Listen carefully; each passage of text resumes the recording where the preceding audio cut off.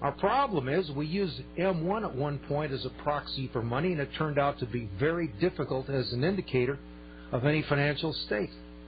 When we then went to M2 and had a similar problem, we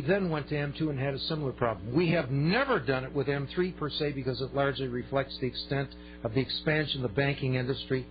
And he says, and that in effect doesn't tell you terribly much about what real money is. Now, he's got another paragraph here, but where he's going with this, he's admitting that they don't know what real money is, or at least that's his claim. I'd say he's lying. I think he knows very well what real money is.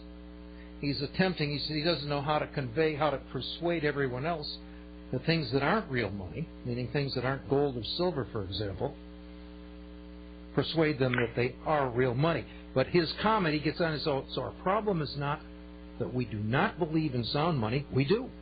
We very much believe that if you have a debased currency, that you will have a debased economy. This is back in 2000, and I guess that's a little bit of prophecy. The difficulty is in defining what part of our liquidity structure is truly money. And what's the punchline on this? We skip down a little bit, and Ron Paul says, so it is hard to manage something that you can't define, meaning the economy. And Mr. Greenstrand says it's not possible to manage something you can't define. And what they're talking about here is that the economy, how can anyone manage the economy if no one can define a modern dollar? And I've looked, and to the best of my knowledge, I don't think there is a definition for the modern dollar. Do you know of a definition? And if you don't, how can anybody steer this economy if the fundamental measuring device is elastic? Well, do you understand my question? Absolutely. First of all, Alan Greenspan, because of his failure as an economist, when he got positions on the different Fed boards, they were a piece of largesse through his connections. He was not a successful economist. And really all he did was take orders from the FOMC, the Federal Open Market Committee, which is consisted of people from the boards of the 12 regional banks that own the Fed. So that said, he's duplicitous. He doesn't know how to tell the truth. He did that to accumulate a fortune and fame at the same time. The answer is this. What he was alluding to was the syndication of mortgages and derivatives. And so what he's saying, and not giving you the numbers, particularly in 2000, they were different then, but right now the numbers are 1.25 quadrillion derivatives out there, and there's no matchup. We don't know how many are naked and how many aren't. And we found out recently that AIG, when they wrote their insurance contracts, which were derivatives, they had no collateralization. They were running naked. Now, the biggest derivative creator is J.P. Morgan Chase, and they make up about 90%, and we never hear about it. But sliding back over to M3, the excuse is because of what I've just said, they can't handle it anymore. And in a sense, they're right. The whole thing is like a free-for-all. And until they rein in and write off the syndicated losses and bonds, and they match up the buys and the sells, to make it simple, on the derivative market, they won't ever be able to get a handle on it. And they knew that from the very beginning. And that's why Greenspan and everybody else in the Fed said over and over and over again, oh, we don't want regulation. They didn't want regulation because they were making so much money at Goldman Sachs and J.P. Morgan, Citigroup. They were looting the system. That's what they were doing by creating things that, in fact, didn't exist. But M3 is still very important. and John Williams and I both recreate it each month. And it's running around 18% right now. And that's all the money and credit together that's running through the banking system. And it's important. Very important. And until they clear up the rest of the mess, it's going to be the only beacon in darkness, because there's no other way of measuring it.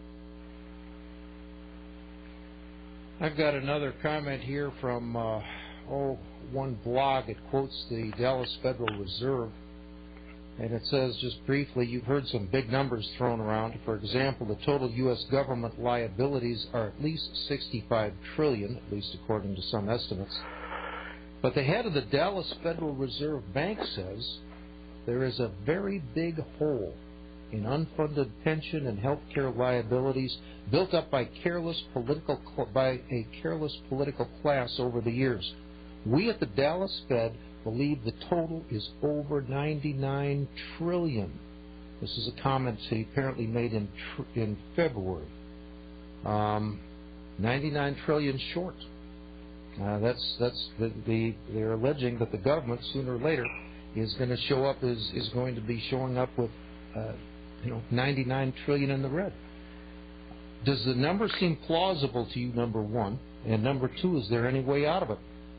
Now, are we talking about the unfunded and funded liabilities of the federal government? Yep, that's exactly what he's talking about. It's $105 trillion. Okay. And the short term is about $11 trillion of that. Mm-hmm. And those figures are pretty close. Nobody really knows. I see figures in 70, 75 trillion. It's inconsequential. I mean, anything over 50 trillion is mind-boggling. And I wouldn't know how we would ever raise 50 trillion. So, well, the answer is... That's the point I've been making. Go ahead. What's that? Just go ahead. Excuse me. No, that's all right. All right. Well, I was just going to say, it's the point I've been raising since last July. What can't be paid won't be paid. And we're dealing with debts that are so great they can't possibly be paid. And that just tells me the obvious is that they won't be paid. And therefore, people that are holding paper debt instruments are, as a class, I know that some of them will probably do well, but the majority of them have to be repudiated. I'm guessing perhaps 80, 90%. It's only a guesstimate, but if you're hanging on to paper, folks, you only have a promise to pay. You don't have a payment. I keep telling people, take a payment, take a gold coin, take a silver coin. Take a payment, don't take a promise. The promises can't be kept, at least most of them. Well, that brings us back to what we were discussing earlier, in part, regarding the investment in gold and silver, manipulation, whatever. And it brings us back to the point where there's no place else to go. The average person cannot go in the stock market and gamble because they're not professionals. They're going to lose. And that includes foreign exchange and commodities and bonds. They're just going to lose. And if the stock market and the bond market are going to go down, and I think commodities on a short term at least will top out by the end of August and then go back and reseat themselves, so to speak. The only place, again, that you are safe is gold and silver-related assets. And don't look at them every day. It's just that every time you hear gold and silver get down, if you got any money, buy. That's what I do. Every 2 or 3 or 4 weeks, I'm buying. That's what you do. Because in the end, we're going to keep our assets together. We may make lots of money. But the important thing is we keep it together. We're facing a serious economic crisis. Everyone understands that, and it could turn into a catastrophe. Maybe yes, maybe no. We'll watch and see. But here's another article that is interesting, because while we are looking at the economy, the natural world continues to do strange things. For example, the LA Times reports that there's the headline, a time bomb for world wheat crop. 80% of the world's wheat crop at risk.